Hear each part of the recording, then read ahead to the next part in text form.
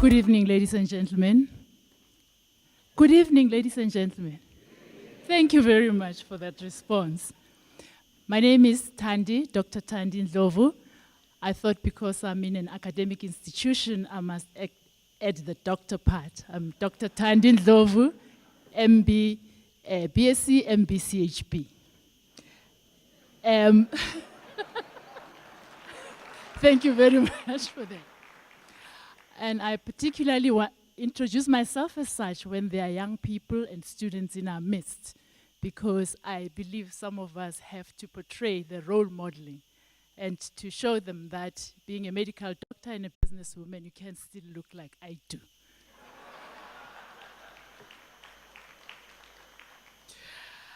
I'm here to just briefly introduce Professor Sibusiso Vilenkomo, because he's the one who's going to welcome all of us. I don't want to take his glory. Sibusiso Nkomo was born in Johannesburg.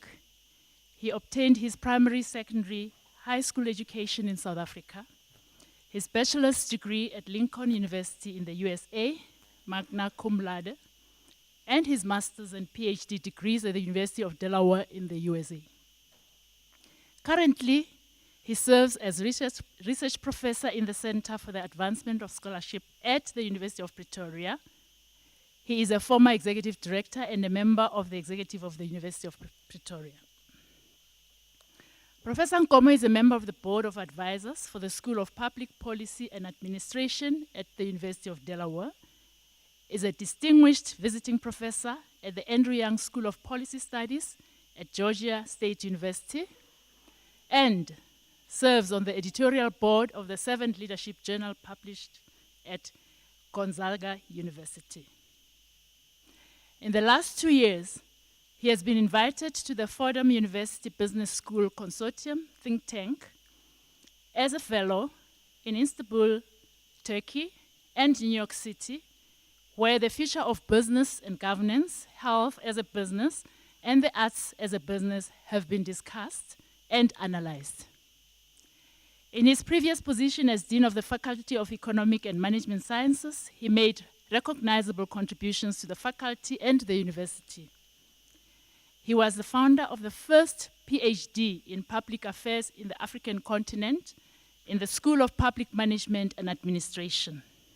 He has a long-standing and tested career as a leader and manager in institutions of higher learning, and this was demonstrated at the universities in the USA and in South Africa.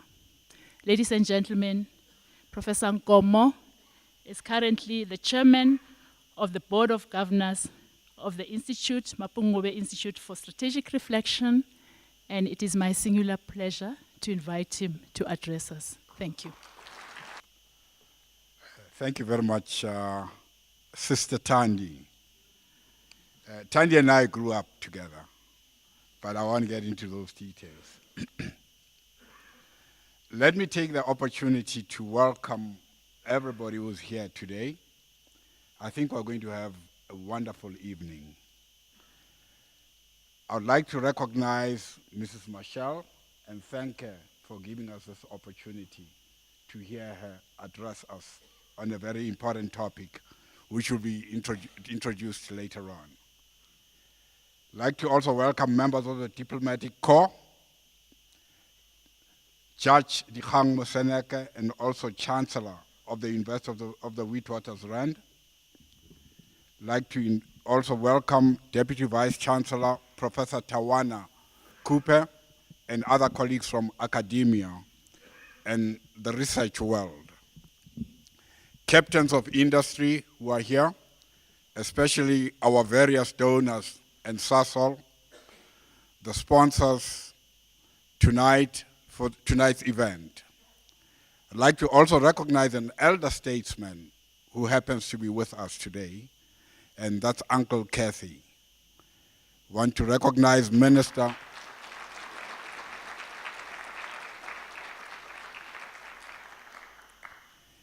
Hanekom, and I believe that there are several other ministers here whom I did not see earlier on. I think we do have a couple of ministers here.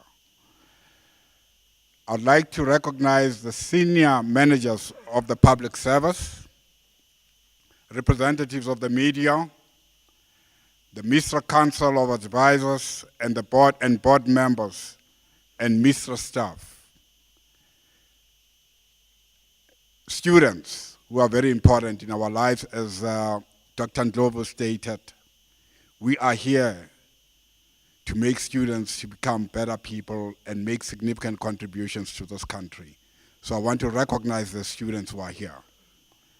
And ladies and gentlemen, it gives me a great pleasure to welcome you to the third MISTRA Annual Lecture.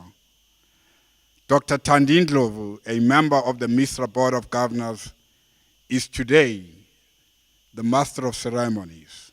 She made it clear that I must not say the Mistress of Ceremonies.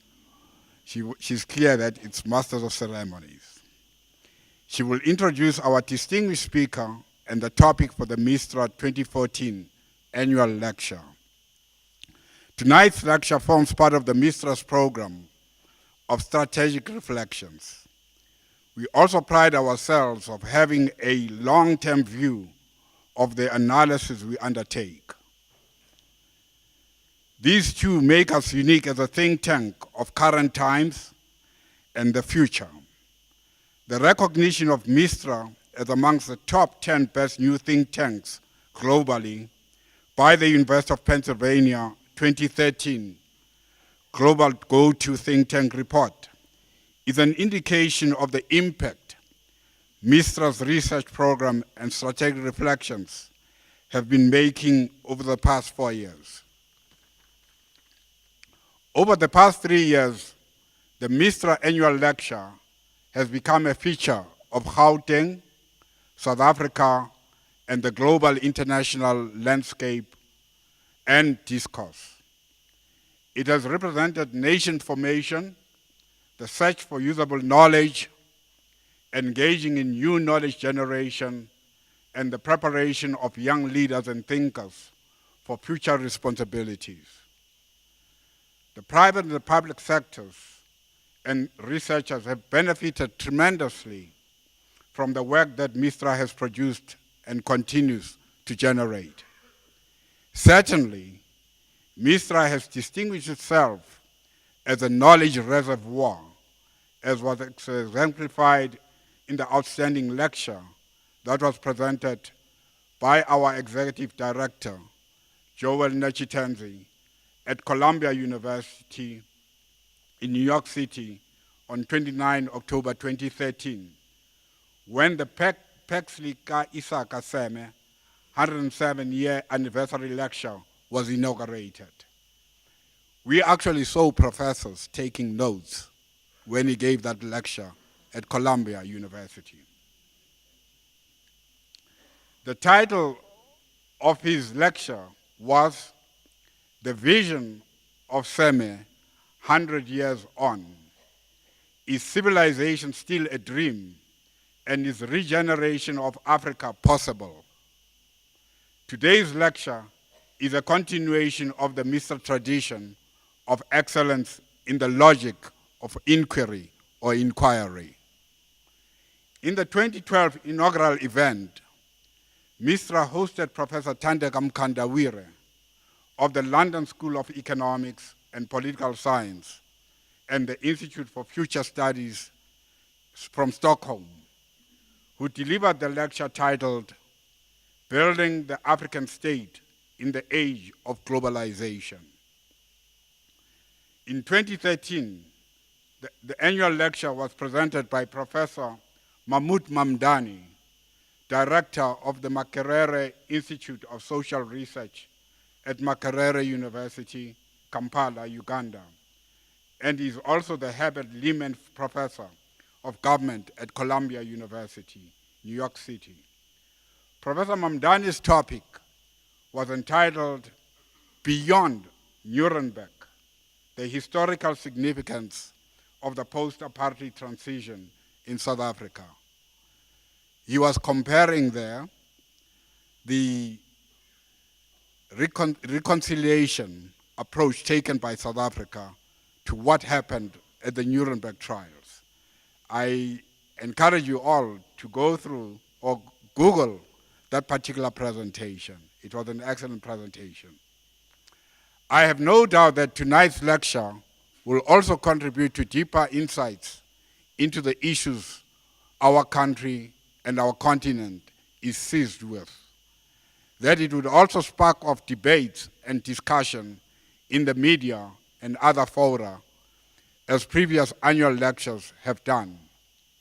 Please learn, think, and enjoy today's distinguished lecture. I kindly request the Master of Ceremonies to come and introduce our guest. Thank you.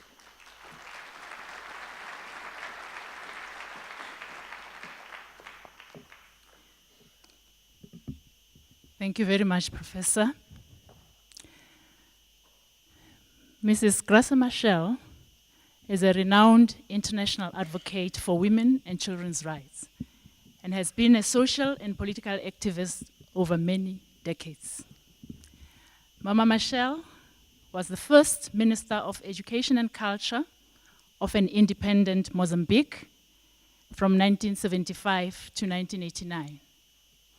She led an inclusive movement to establish a national system of education which increased the primary school enrollment from 40% of children in 1975 to over 90% of the boys and 75% of the girls by 1989.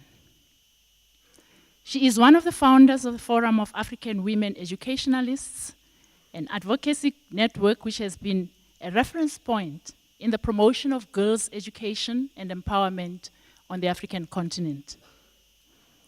In 1994, the Secretary General of the United Nations appointed her as an independent expert to carry out an assignment on the impact of armed conflict on children. Her groundbreaking report was presented in 1996 and established a comprehensive global agenda for the protection of children's rights in conflict situations. She was chair of Gavi Alliance for almost a decade. She served as an eminent person of the African Peer Review Mechanism of NEPAD. Mama Machel is a founder and president of the Foundation for Community Development in Mozambique. This is a grant-making organization, a builder of civil society, and a promoter of development based on communities. The organization advocates for a conducive environment for women's and children's development and protection. She was the chairperson of the National Organization of Children of Mozambique, the largest children's organization in the country, for 2 decades. Graça Machel was also the president of the National Commission of UNESCO in Mozambique for over 3 decades. Recently founded the Institute for Child Development to focus on early childhood development. She's a co-founder of the Mandela Institute for Development Studies. She's a founder of the Graça Machel Trust, an organization that promotes the rights of women and children on the continent, as well as good governance and democracy. She is co-convener of the high-level panel on education. This panel was initiated by the Global Campaign for Education to bring education to the fore of the global political agenda. The panel works together with GCE and a group of influential international figures to boost efforts to achieve education for all.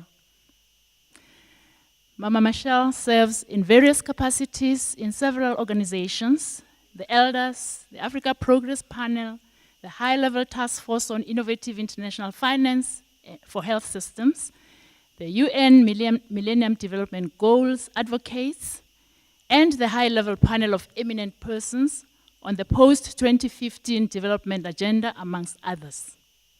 She is also an eminent person of the Gavi Alliance and the UN Foundation, Chair of the Leadership Council for the Campaign to End Pediatric HIV/AIDS, Chair of the Board of the African Center for Constructive Resolution of Disputes, ACCORD, as it's known to most of us, Chancellor of the University of Cape Town, and so the list goes. Mama Michelle, I didn't conclude the list. It was difficult. Otherwise, you'd have been here the whole evening.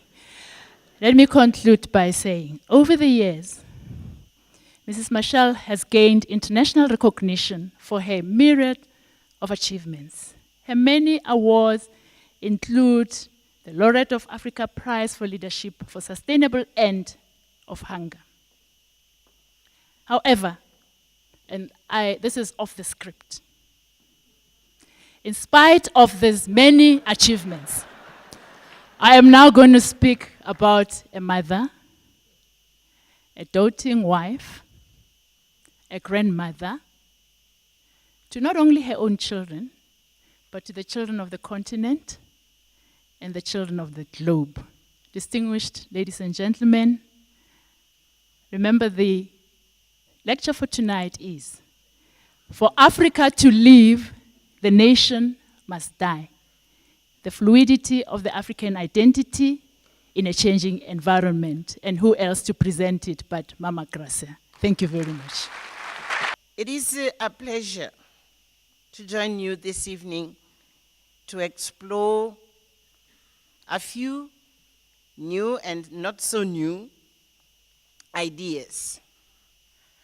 I thank MISTRA for challenging me to reflect and to share my personal experiences and views. Let me begin by an anecdote of how I landed in a military training camp, Frelimo military training camp. I had just left university and I joined a group of young women coming from the 2 provinces up north of Mozambique. These 2 groups, none of the girls could speak Portuguese, sorry. They had been mobilized from the communities, the villages. They have never been at the capital of their province. The first time they came across with electricity, it was at the camp. They had no idea of what Mozambique as a country was all about. And I landed to be one of them for us for military training. They had been for 2 weeks. Then the leaders of the camp realized that they couldn't even grasp clearly the basic instructions of saying to the left or to the right. So my first shock is the first day of training when our instructor says, esquerda, which means left. Esquerda, iri. He had to turn to the left so that the girls would understand now they have to turn to the left. And then when he said, direita, iri, he would have to go to the right so that the girls could understand now it's to turn to the right. You can imagine, for someone who is coming from university, you have all these very fancy ideas of fighting for independence and who we are. And I say to myself, what? Who am I here? And who are my peers? The camp had developed an extraordinary program. All of us at the beginning, we would have to tell who we are and why we had decided to join Frelimo to fight for the liberation of our country. So one of the girls, each one of the girls, of course, had to tell the story. And that's where my education started. When they had to say what it meant oppression for them, what colonialism was, and then what Mozambique was, and how they had decided to join the movement. I'm not going to go into detail, but it was the first shock for me to understand that what I always thought as Mozambique, it was much more diverse, much more complex than I thought. And there were people in my own country whose understanding of what the country was, it was just the small village where they have been. They had no idea of what the sea is, yet we have 3,000 kilometers of coast in Mozambique. They had no idea what is a building of 3-4 stores. And it meant that the understanding of nation and country and the diversity of Mozambique certainly was completely different from mine. So we started the journey together. We'd have to train and live together, many times communicating with signs. Why I'm bringing this example? In this continent of ours, there are still millions and millions of Africans who are born, grow, and die in this very limited space of their village and their community.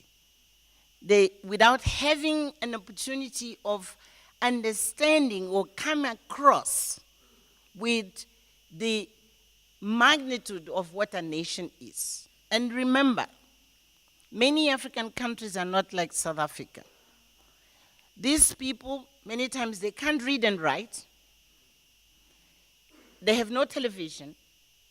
The only thing they can listen to is radio, many times in their local language. So I'm bringing this as a first reflection of what is identity of a citizen who belongs to a certain country. I think that our initial relationships, family and others, our positions in our family, our community, our society, our relationship with authority, with our elders, with our peers, these are the first fundamentals which mold us as social beings.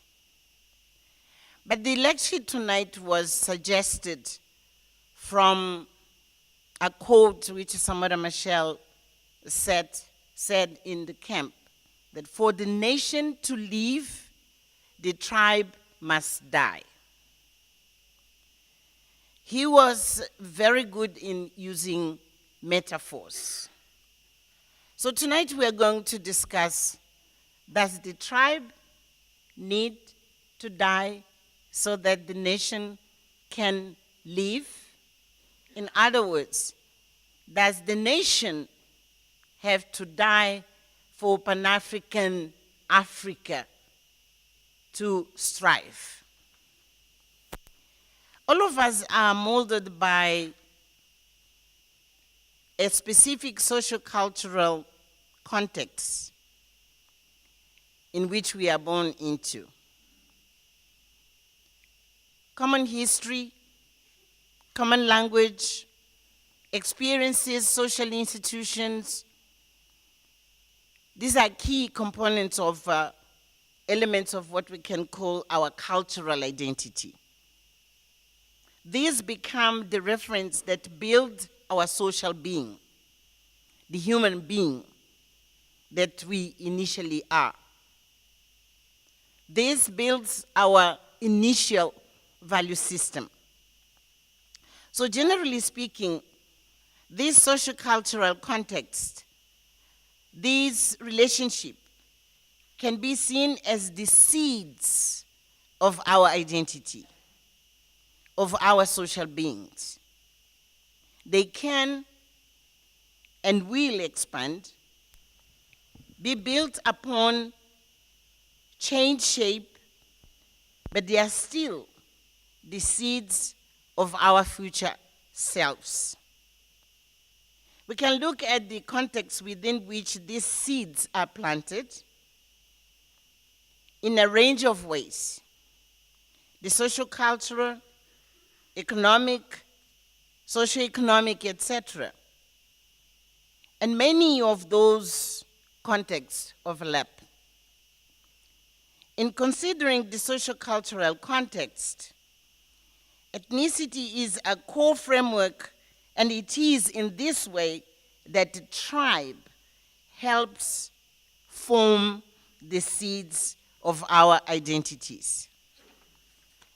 It is clear that the many overlapping contexts of our early years means that sometimes our tribes develop in different ways. The ethnic provides one set of lenses. Economic wealth or financial poverty might provide another. Age and gender, etc., provide yet another lenses. Yet I would argue that some of those lenses are subsumed within the wider sociocultural lens of tribe.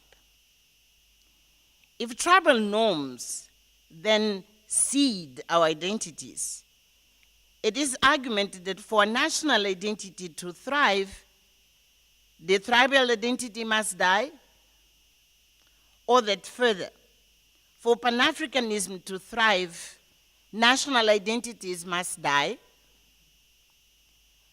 I would argue that this is not the case. Let's look at the analogy of a seed. When a seed is planted, it doesn't die. With the right conditions, including soil, water, sun, etc., the seed does not die. It is transformed into another living entity. The seed transforms, at one point spreading its roots and then growing out of the earth and forming a stem, eventually a trunk, branches, and leaves. It all depends on what type of seed. Indeed, what is in the seed is what dictates the nature of transformation that emerges from its sowing. The very being of the seed maintains its identity in the transformation process. There is an Akan saying which says, I quote, "A crab does not give birth to a cow," unquote. Thus, the seed from an orange will produce an orange. The seed from an avocado will produce an avocado. The innate influences the transformation, yet does not kill in the transformation. And as human beings, we are able to influence the transformation, to use old seeds to breed stronger hybrids, and to develop new strains and new strengths.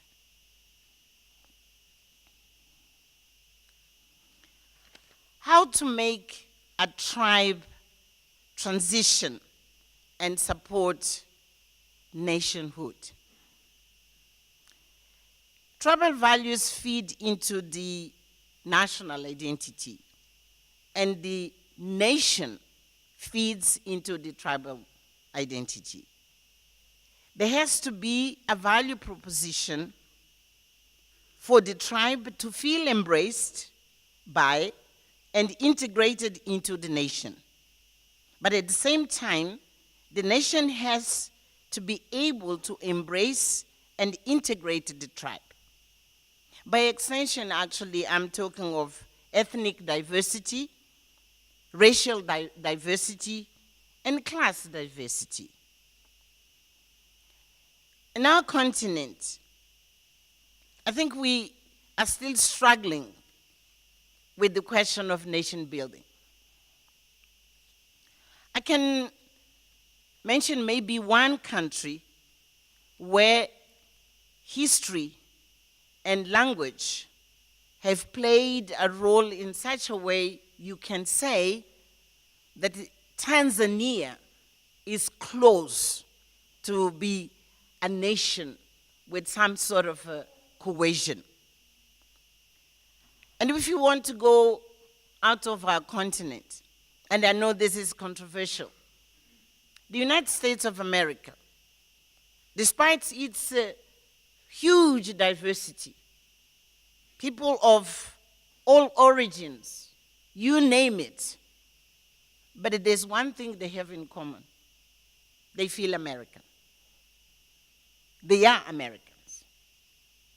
And we have to question, what is it which make people of Japanese origin, of Irish origin, Latin America, Africans, all the kind of diversity you can think of, even the huge diversity of class. But at the moment of the truth, they are all Americans. What is it? What are the elements of that national identity which builds what you can call the pride of belonging to a nation? These are complex dimensions of which African nations are struggling to comprehend, to manage in the process of forging a nation. I dare to say that, with the exception of Tanzania I mentioned, none of our African nations have resolved the question of nation building. And even worse, I don't think we have clarity on how to build on that diversity and to forge a cohesive nation. I'm looking at the tribe, and more widely at the nation, as at the heart of the identity we form through our ethnic, socio-cultural context, as the seed that is within us all. That seed of our identities is transformed as we grow, as we extend our relationships, our physical, emotional, intellectual context. Yet our identities remain rooted in the original influences and norms within which our social being developed. So the seed does not die. It is rooted, but it is transformed. So our original identities do not die. We are rooted, but as additional influences and contexts are added to our lives, so we transform our own identities, and our identities are expanded and they are transformed. So, no, I do not believe that the tribe must die for the nation to live. I believe that ethnic diversity, racial diversity, and class diversity must be offered a clear value proposition that makes them feel that they benefit from being part of a nation state. We have this space we call our homeland. In Portuguese, I would say pátria. The space where we all feel we belong. Yet it's not very clearly defined. I would submit for us to think tonight, what does each one of you mean to be a South African?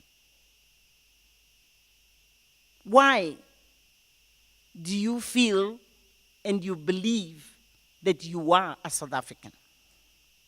In a nation where today we still say, I'm African, and this one is Indian, and that one is white, and that one is colored. The racial divide in South Africa is still very clear and deep.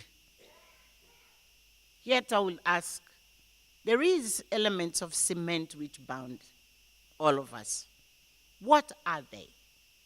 How do we cultivate them so that we grow from that kind of diversity of ethnicity, and I'm including race and class, but to grow and feel all of us, we are South African.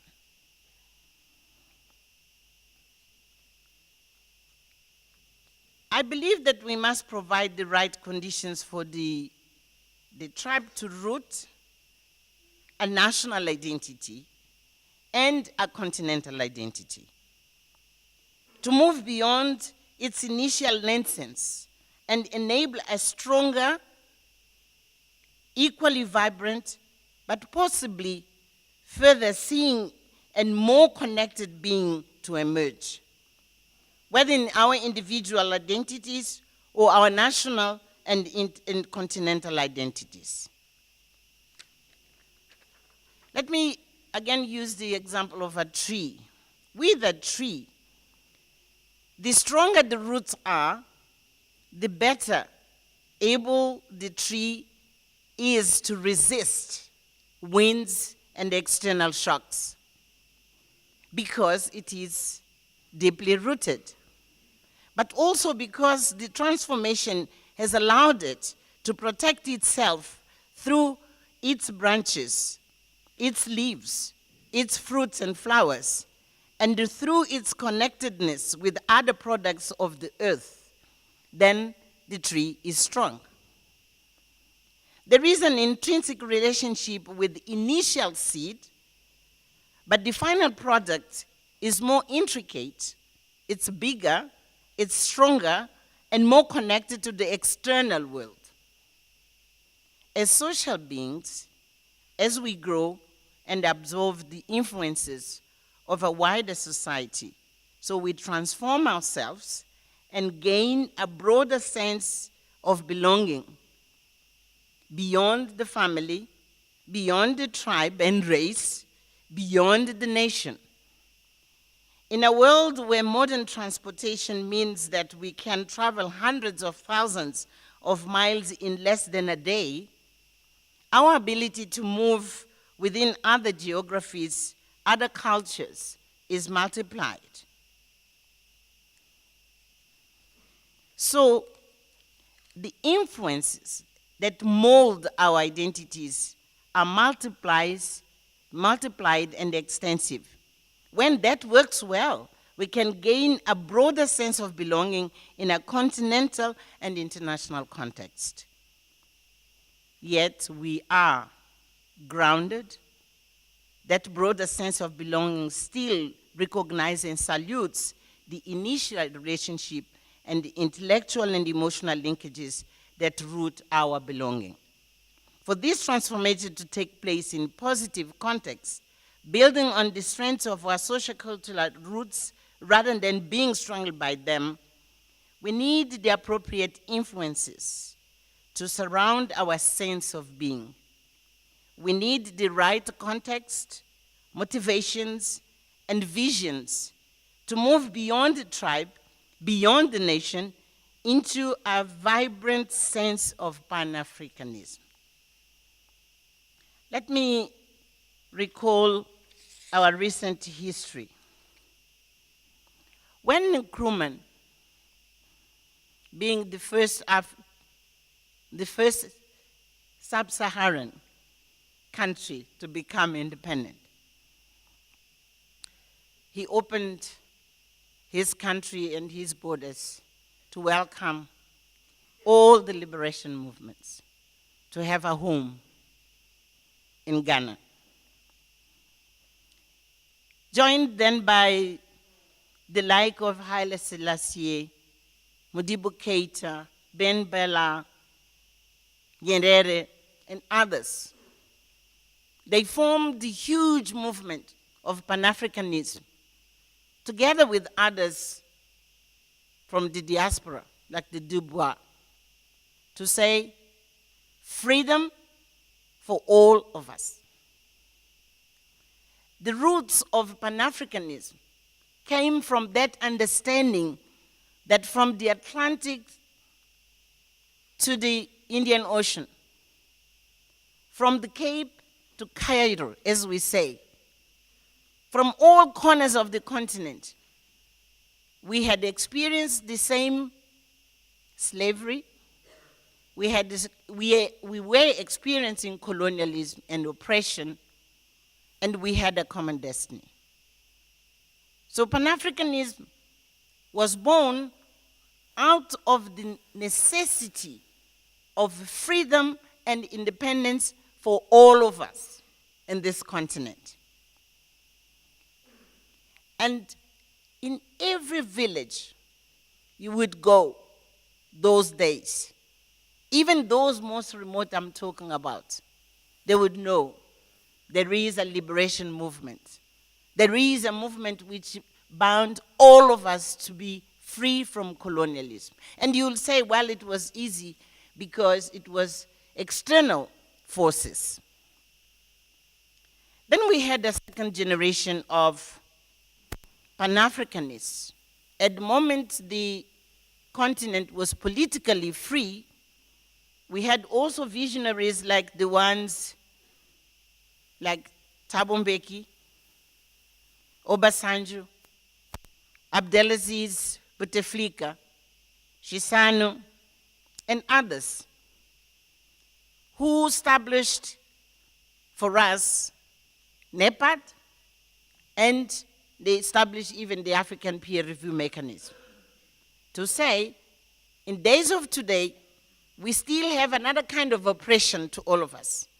We need to free ourselves from poverty, and the only way is to establish the mechanism through which we can build prosperity for all Africans. And just remember, it was up north, Algeria. It was at the west, Obasanjo, as examples. In the south, Thabo Mbeki and Shisano. Even Egypt, those days, he was very strong. It's strange enough, it was a time of Mubarak, but it was a very strong supporter of NEPAD. Again, leadership which understands that there's no nation of ours which can survive alone. We have to fight together.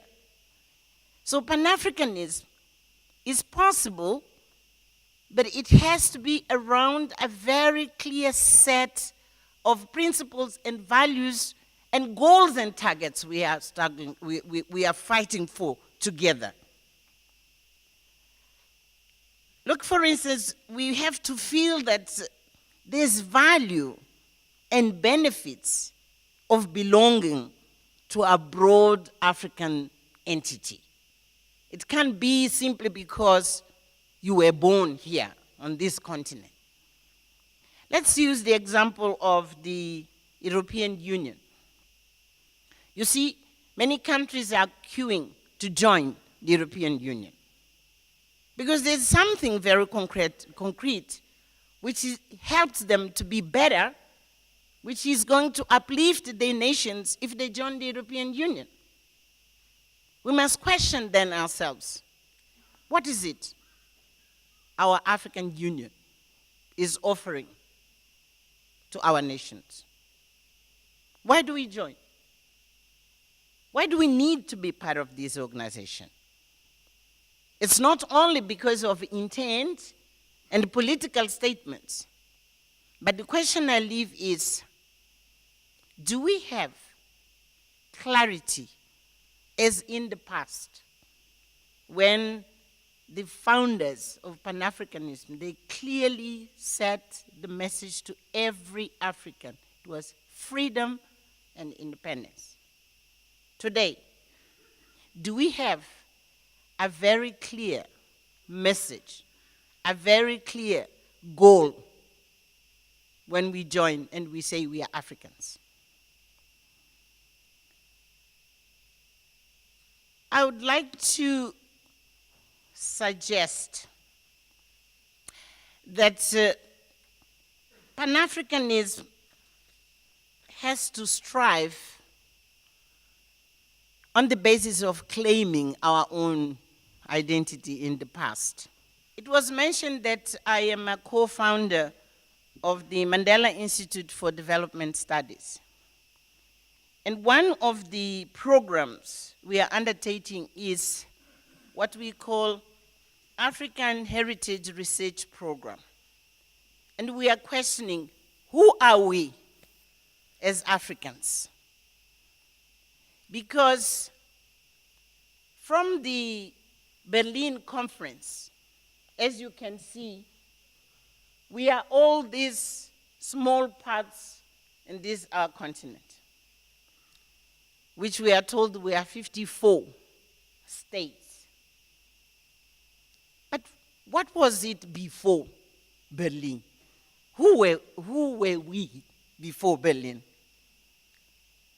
We existed, we had history, we had culture, we had a way of being.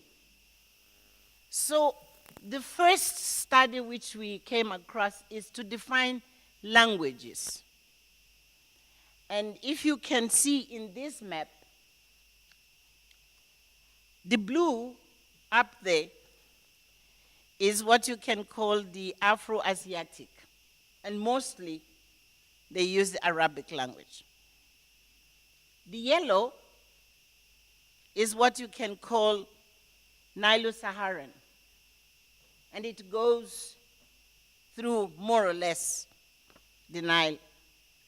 The red is what we can call Niger-Congo. The orange is Niger-Congo Bantu. And I want to insist on this one.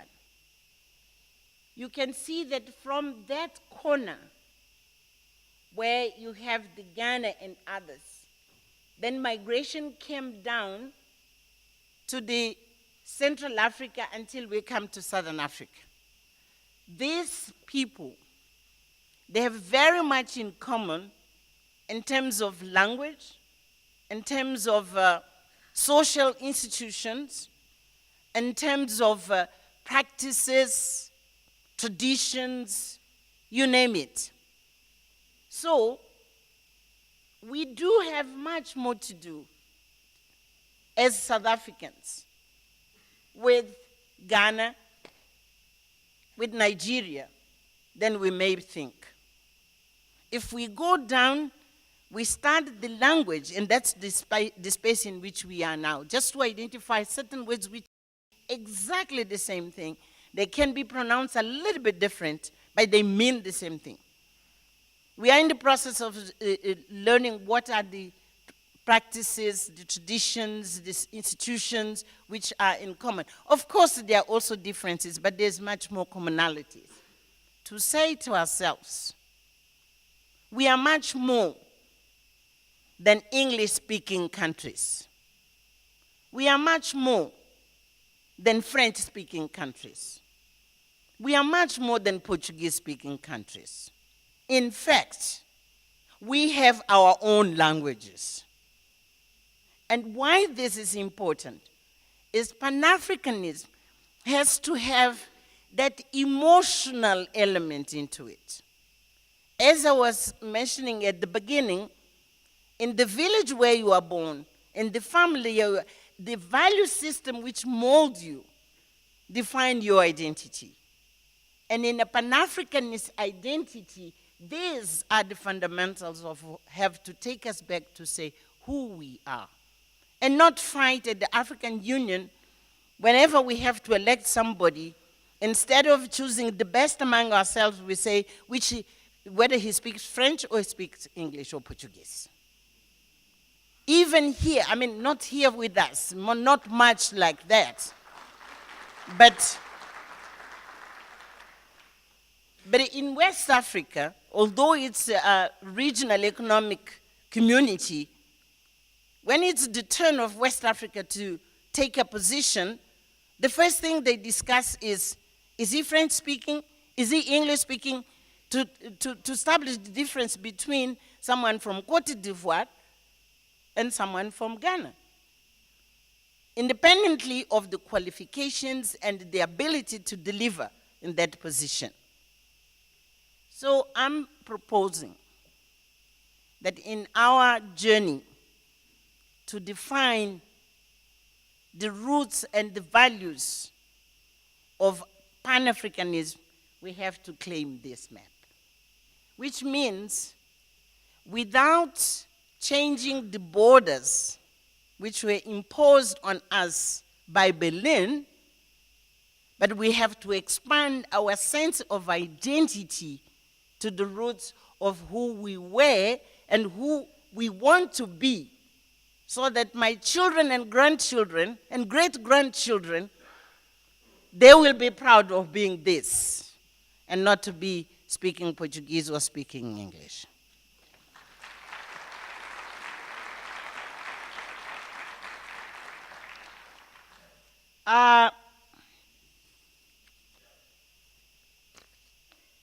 These were,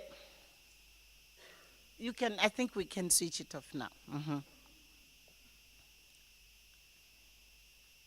The Nkrumahs and the Nyereres and others, they looked beyond the Berlin boundaries to an Africa where we could build on our own commonalities and our similarities to form a cohesive and collaborative African institutions, African cultures, African economic systems, African ways of thinking and being that would help our continent to thrive and protect our peoples from further generations of colonialism and imperialism.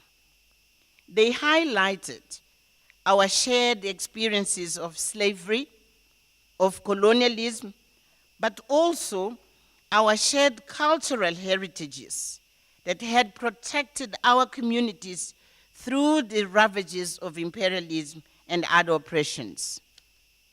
They emphasized the importance not only of nation state.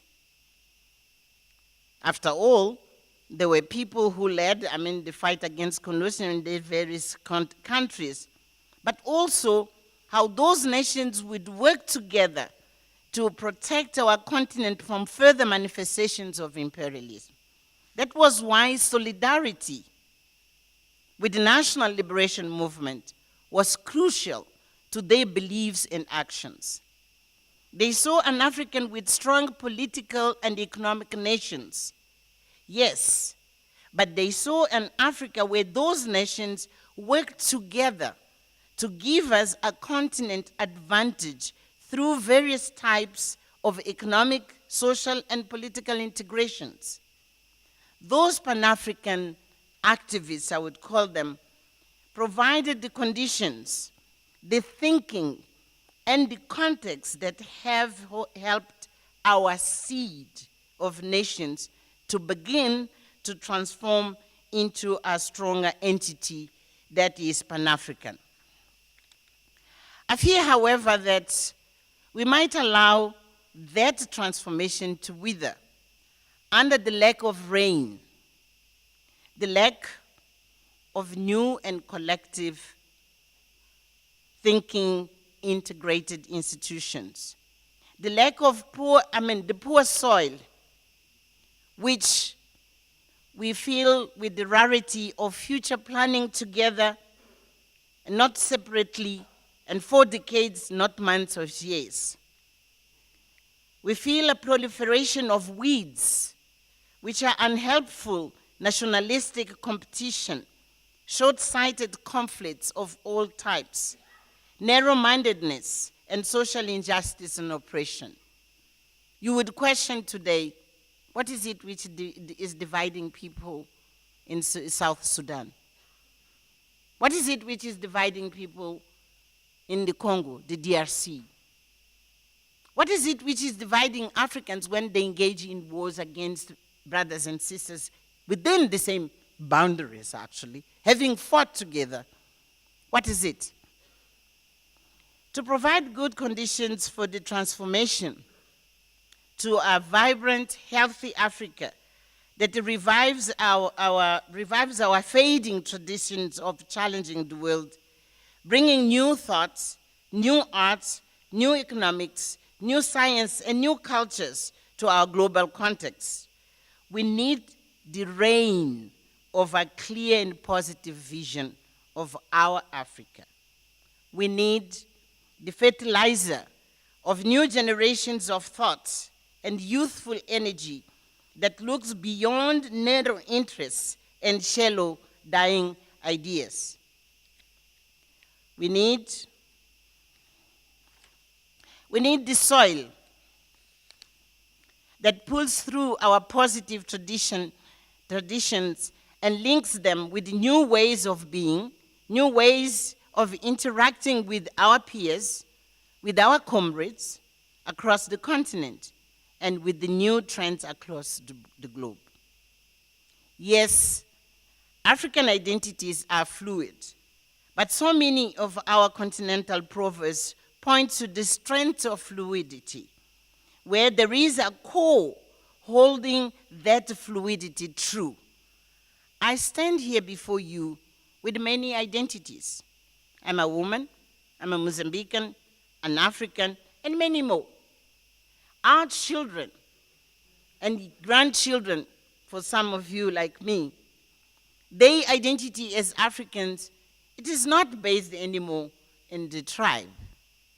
Sometimes they don't even speak the language of the language of their parents, what you call mother tongue. But they are Africans. And you see even those who are coming back from the diaspora, who they grew there, when they come back, they choose to come to the continent, not necessarily to the countries of their parents as origin. They can come to Ghana, to Ethiopia, to Rwanda, wherever they go, they are coming home. They are coming to Africa, back. So we do have a new identity of African emerging. So what we need is the rain.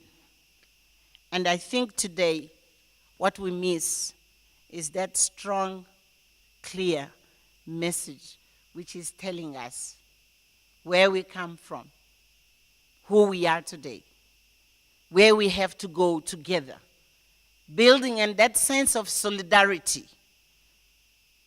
In other terms, I'm saying what we miss today is clear leadership. Being African is not something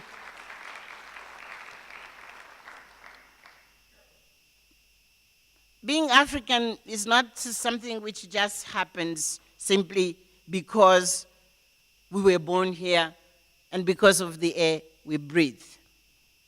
So I'm asking tonight, our discussion will be, what is it means to be African to you? As I have asked, what does it mean to be South African? What does it mean for you to be African? I don't have answers. And I don't think anyone can really have complete answers. But I think what this institute, Makumbuga Institute, is challenging us is to think through. It's really to question ourselves in terms of our identity, our identities, many identities, and how the overlapping of those identities make us strong, not weaker, as many times we believe. How do we go beyond your small community to embrace the nation, and how do you embrace, as a nation, you embrace the rest of the continent? These are the thoughts which I was trying in a very, in my way, as activist. I should have said this at the beginning. You are used to have intellectuals who come and give lectures here. And Joe, you made tonight the mistake of calling an activist. So this is my own experience. And I think the challenge of us in different positions, different ages, men and women, young and old, our major challenge is to claim those identities and make them a strength and not make of the different identities we have or we are elements of division which make us weaker. I wanted to close by saying something personal, if you allow me. For many of you, it's the first time I see you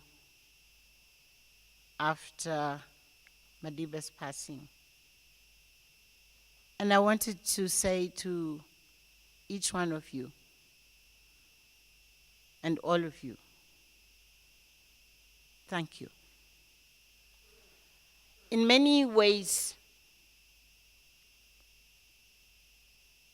Madiba went through 2013 because there was such a positive energy being sent to him to keep him alive. South Africans kept him alive. And he felt that. And that's why even at a critical moment, Madiba would bounce back. So I want to say thank you for the love and support. Many of you prayed, I don't know how many times, for him. I just want to say thank you. We don't take it for granted. I don't take it for granted. I want also to thank you, because when the moment came and we had to accept that he had to go, there was a moment of unity, of total unity in this country, which maybe it's unique.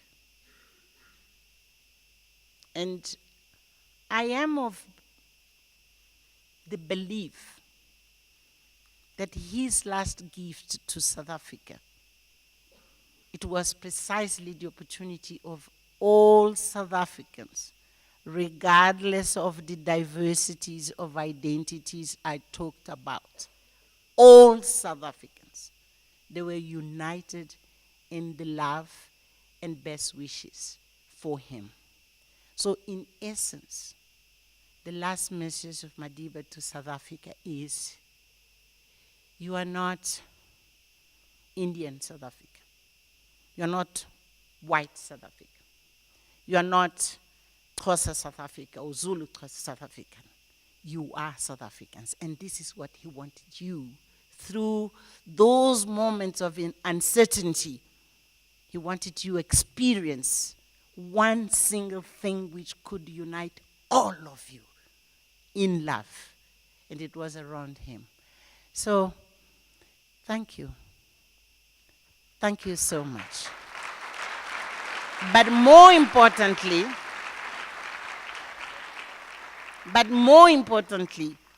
I would urge that with reflections of this nature, soon than later, we will identify ourselves as belonging to this nation, this great nation of us, and not to the small, restricted identities which are still defining us. And I thank you very much. Wow. Thank you, Mama. I'll leave it to Joel at the appropriate time to thank you, but I'm sure every member of this audience is appreciative of the words of wisdom that you shared with us this evening. Ladies and gentlemen, we have about 15 minutes for a question and answer session, and at exactly 9:22, I will stop the question and answer session and call Joel to close for us. a request is that you please restrict your questions to the subject at hand, the theme of the evening.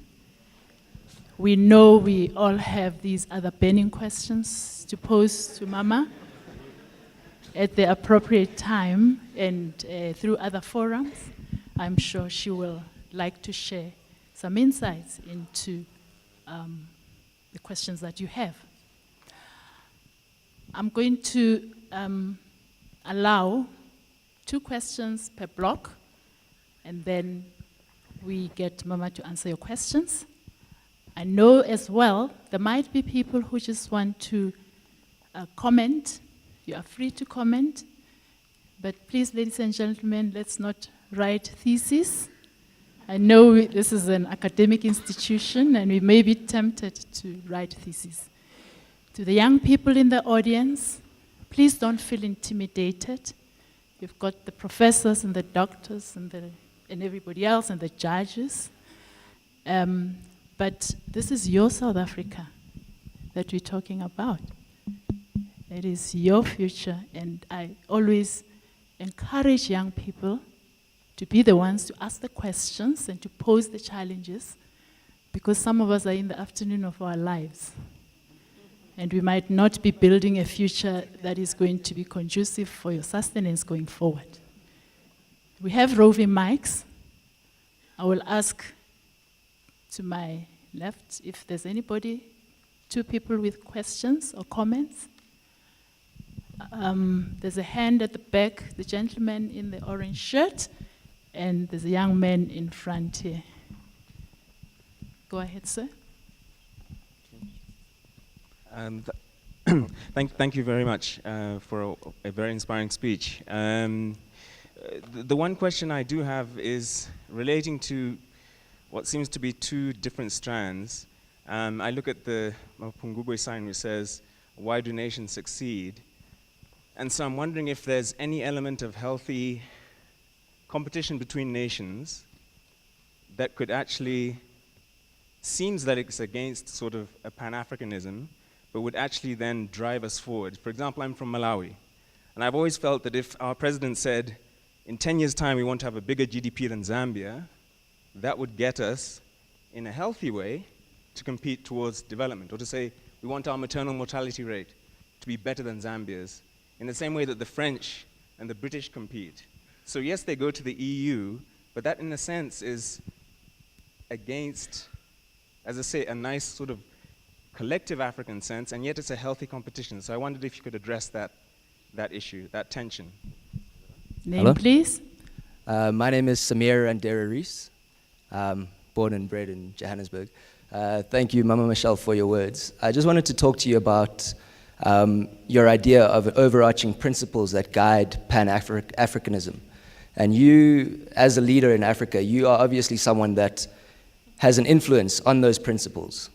Now, you're also an activist, and I'm sure you've come across certain principles in African culture that go against your own beliefs, things like ingrained sexism or perhaps homophobia.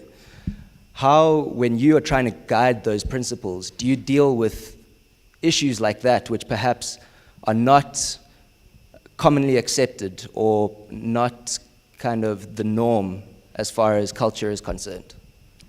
Good evening. My name is Jamila Douache. I'm coming from Algeria, and I'm just passing through here. My question is, my country is the biggest country in Africa, but if I ask every gentleman and lady here, they would consider Algeria more like an Arab country than an African country. How can I change their mind and prove them that Algeria is also an African country and we are African as well? Good evening, ladies and gentlemen. My name is Andy Lekotashe, former Talk 702 Midnight Slot, a host.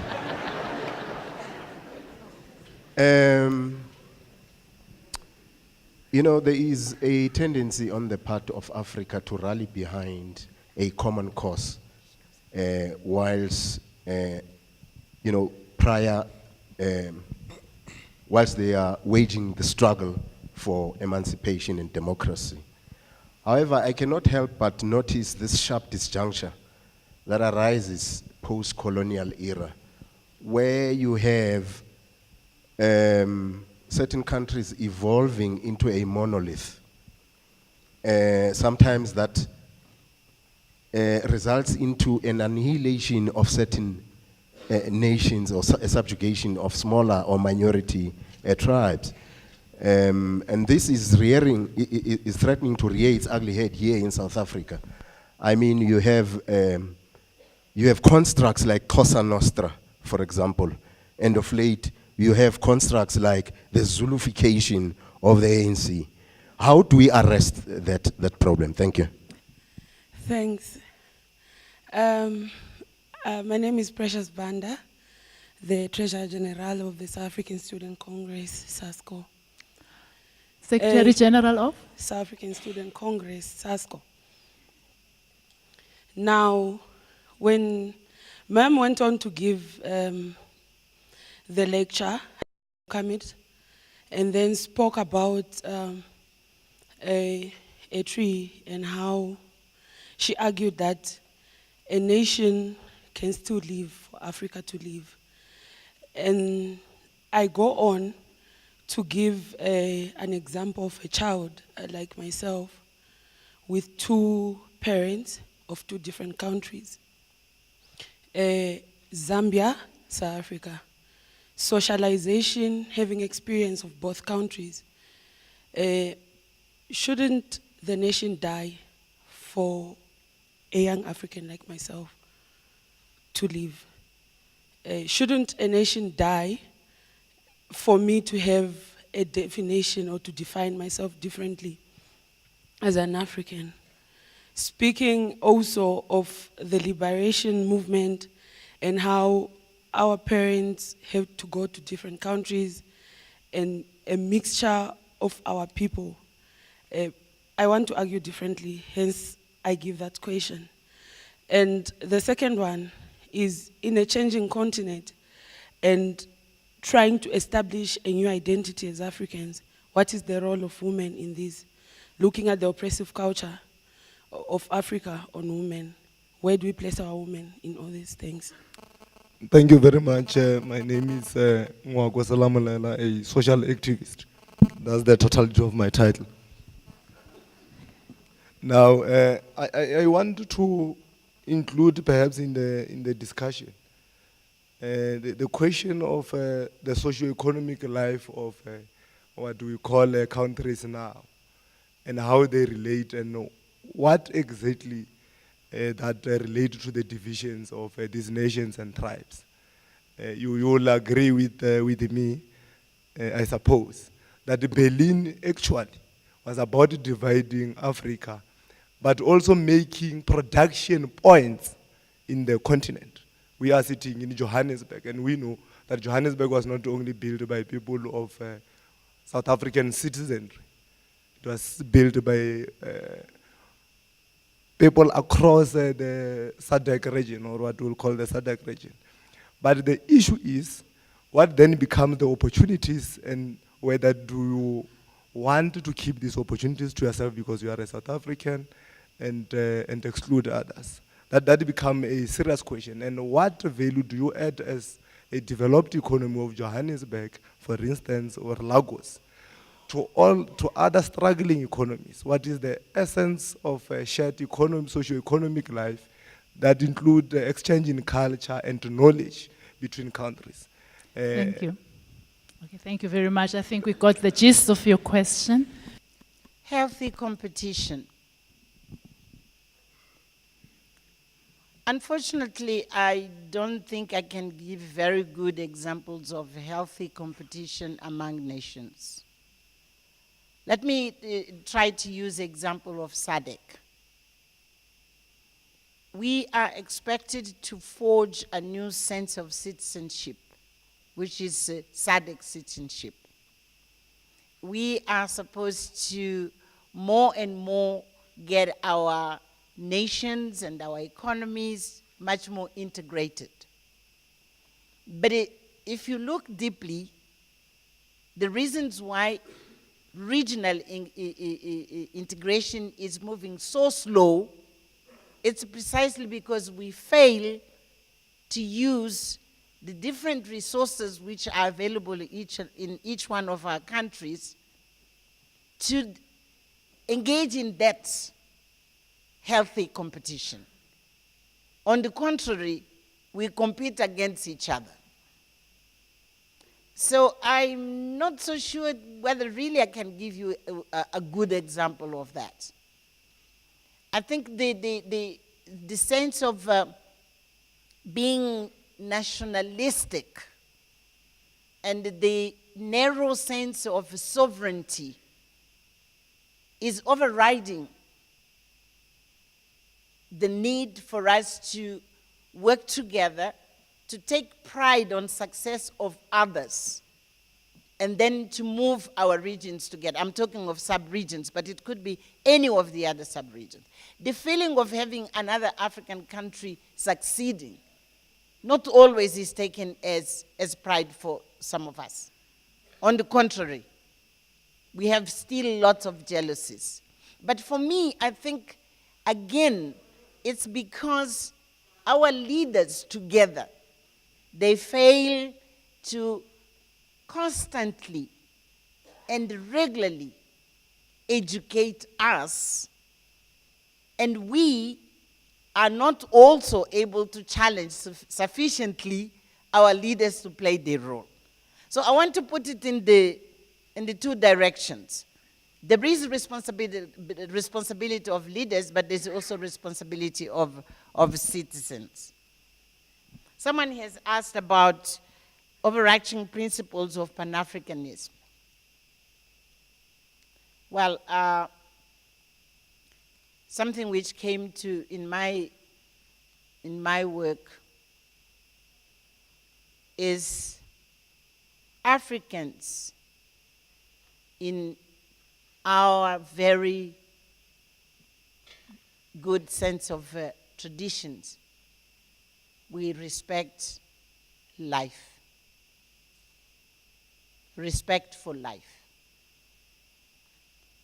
It is generally protected by Africans, that sense of protection for life. That's why we are really horrified when atrocities take place, which means we feel that sense of convulsion. You say convulsion? Yeah. When we see human suffering. In any community on this continent, that sense of protection for life, protecting the other, it is an overarching principle of solidarity for Africans. That's what I believe. It's one of the examples I can give. But I'm not ignoring that there are many destructive forces. And in our society, in this country, we know very well. But I wouldn't like to get into that debate. Joel, I think we can have another conversation led by somebody else. Led by somebody else. My suggestion is really for us to consider a discussion and asking the question, why there is so much violence inflicted by some of us against others in the scale, in the sophistication which we witness in this country. I want to submit my view is that we have not taken the time to deal with the psychological damage which apartheid did to us. We seem to think that with our constitution, wonderful principles which are in our constitution, somehow with the attempt of readdressing the economic inequalities, it's not working, but at least we are trying. We have something in place.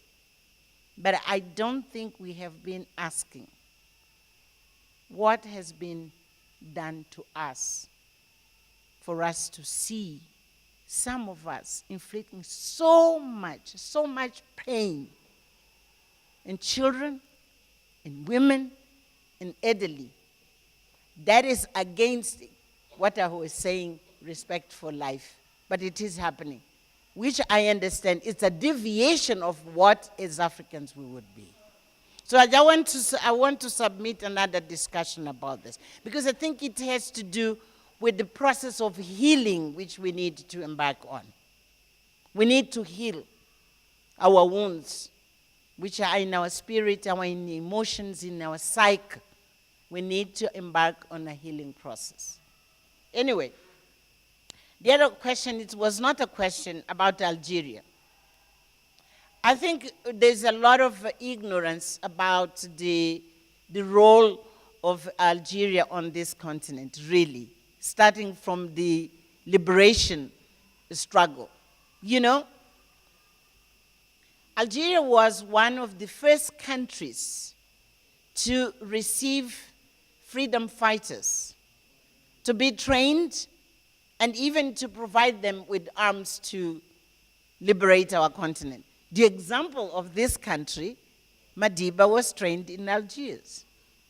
When he left in 1963, he went to Ethiopia and he went to Algiers, and there are photos which show him in a training camp in Algiers.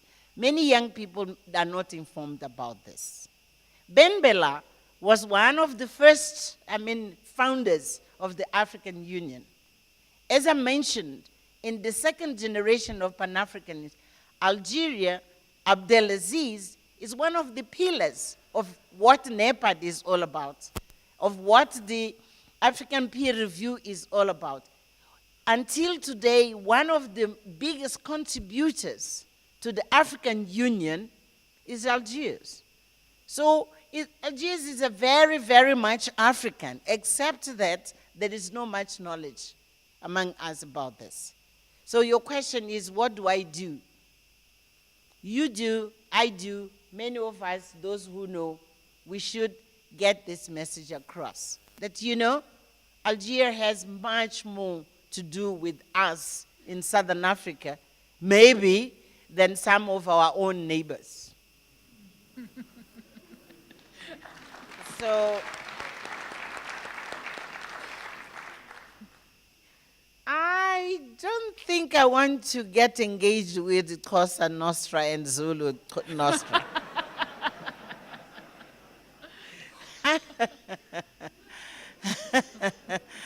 I don't think I want to engage with this.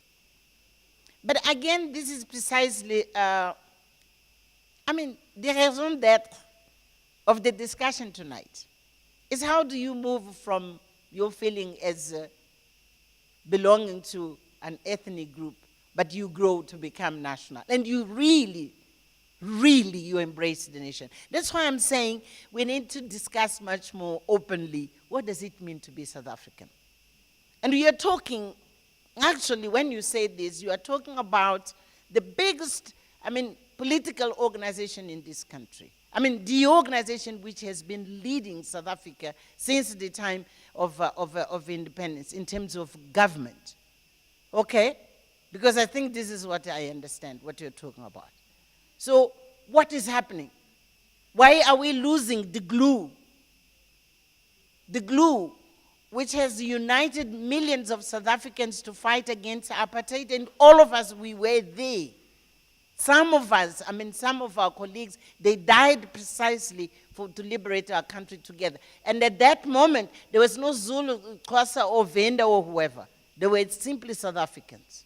What is happening when, years later, we see some sort of emergence of the kind of issues you are talking about? I have no answer. I leave it to Makumbube to organize another debate. The question which was asked there, it's about, what about a child who is born from parents who, it was like Zambian, and that's, a South African, for example. That's the best of examples of the new breeds, or the Africans, where then, as you are saying, when I say the tribe should not die, I'm saying the elements which give you the root of your identity, those should not die. I'm not talking about because there are many other elements of a tribe which have to die. I can give you an example, and which comes to the next question, is the place and the role of women in traditional societies. That has to die. That has to die. But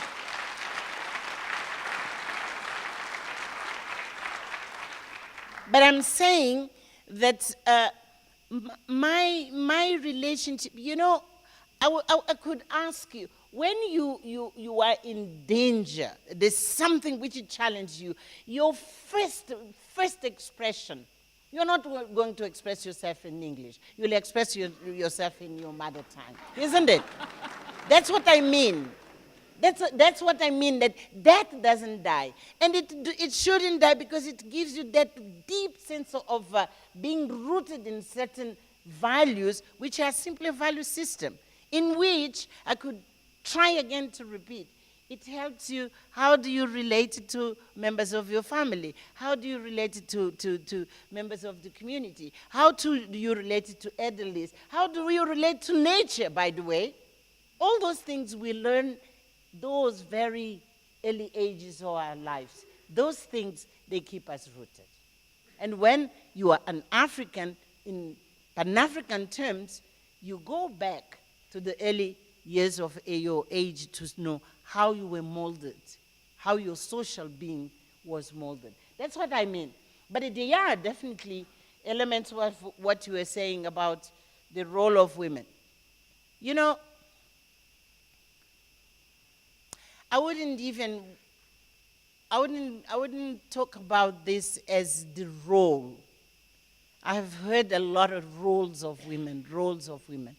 I would speak much more of the position, the place of women in our families, in our communities, and then the rights of women, because it's a completely different story.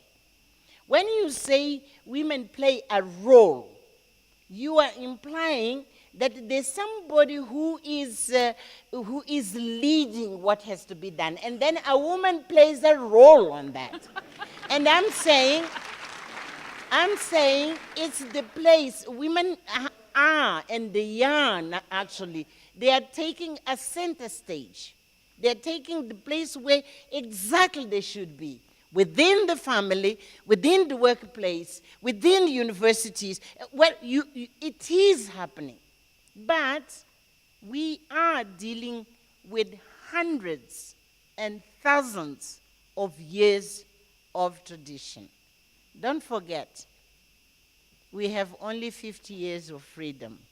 And 50 years in history of nations, it's a very short time. 50 years. For us, it is long enough because we achieved freedom, but for that kind of cultural transformation which needs to say who is who in relation to gender, we just started. And I have to say, this country, because of certain policies which have been adopted, actually, despite all the difficulties, actually, South Africa is doing well. I have to say that. And South Africa has to take pride on that. South Africa is the youngest of nations to be free. You only are, I am South African as well, but you only are 20 years old. We are not like Ghana, who is 50-something years old. But when it comes to the place of women and how the women are taking the center stage, you are far ahead of Ghana. You are far ahead of many other countries. So I think we need to accept that cultural transformation takes a long time. That's why, again, I'll go back to the issue of the rain.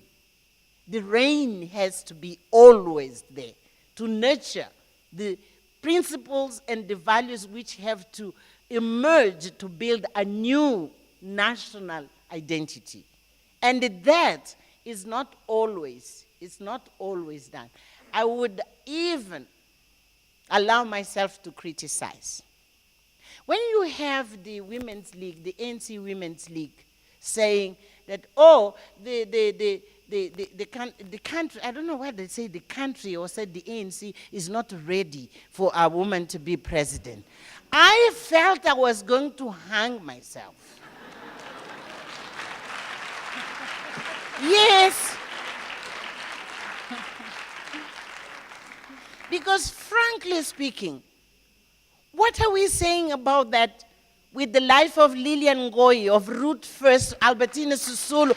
What do you mean? So, I'm saying we do have very positive steps taking place. But we have among women still very, very retrograde. I don't know how to say this in English. I think in Portuguese. But you know what I mean? Yes.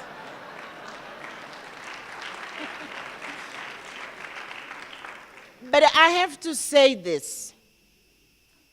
I really believe that a very deep transformation of relations and relationships between men and women, particularly in our families, will happen the moment all women, will have the strength and the courage to say no.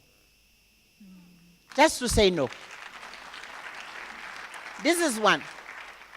It will happen when women of my age will stop forcing their little girls, their little babies, of 8, 9, 10, to force them for genital mutilation. It's women who do it. It will stop when women of my age will consent to have a child of 8, 9, 10, to be given away to be married to a man of 50, 60. These are the issues which we women have to deal with. As grandmothers, as mothers-in-laws, and whatever, in which capacity, the major change in terms of believing in ourselves that we have the same value as anyone else, it has to happen in us. Other people will say, yeah, it has to happen with men. Absolutely. I also agree.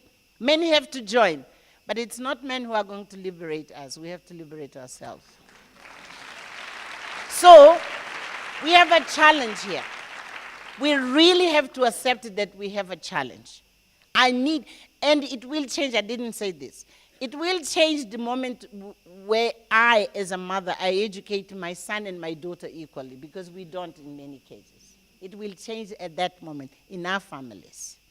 So, men, yes, you have to change, and change quickly. But we women also, we have to take responsibility.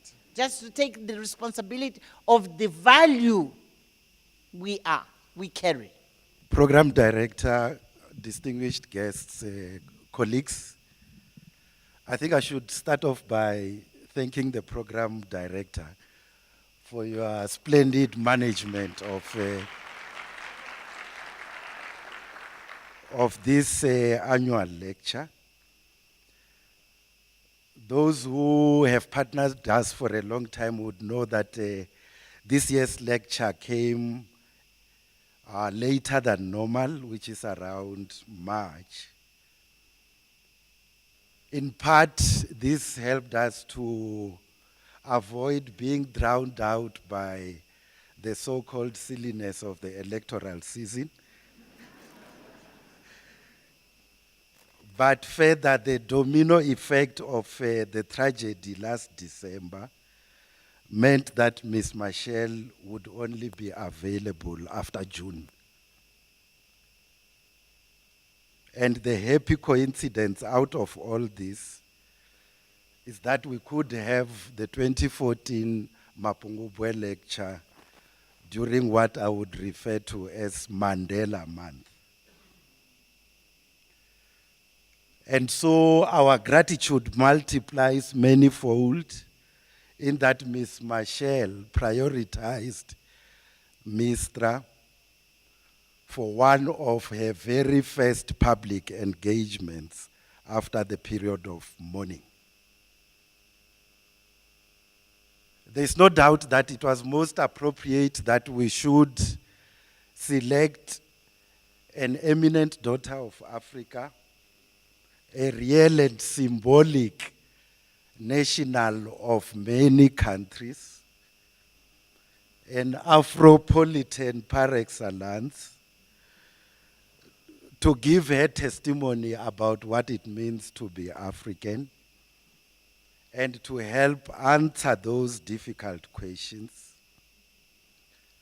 Is there an African identity? If not, is there an overarching identity? And if so, if you don't have one African identity, what must die for the African meta identity to live? And out of the discussion, I think all of us have come to appreciate that this cannot be divorced from the gender question. Indeed, the vision of African economic integration, the development indicators, and the measures of good political and economic governance must in time include not only the free and multi-directional movement of goods, but also of people. African people proudly bearing the words, "I am an African." And so we thank you, Ms. Machel, for your words of wisdom, for who you are as a force of example in South Africa, in Mozambique, and further afield. We also wish to thank you, the audience, for showing that combination of necessary reverence as well as critical engagement. An audience that can watch football beyond midnight and remain alert the following evening. An audience that can withstand the biting cold of wintry weather and lend warmth to a discussion that should continue. Continue because, as Ms. Machel has said, the national question, the identity question, is never really resolved. To Wits University, we have partnered us in hosting this event, and in particular the Chancellor. To Olive and Plates caterers,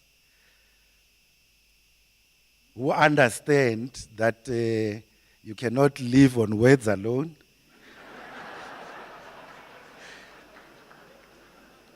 To Yellow Woods,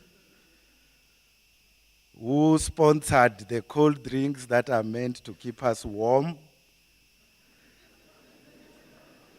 To Sasol, who have contributed the resources to make this event possible. And to Masake Events Company, to all these, our eternal gratitude. I also wish to thank SAFM for broadcasting this event live, and also thank your colleagues who belong to other media houses. And I'm quite certain that all of you as journalists brought your licenses along.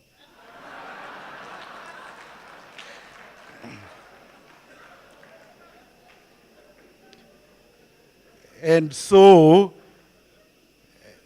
as we rise to continue the discussion in other fora, as MISTRA would want to say, arising out of the lecture and out of the work that we do, for genuine transformation to live and to thrive, intellectual indolence must die. Thank you, everyone.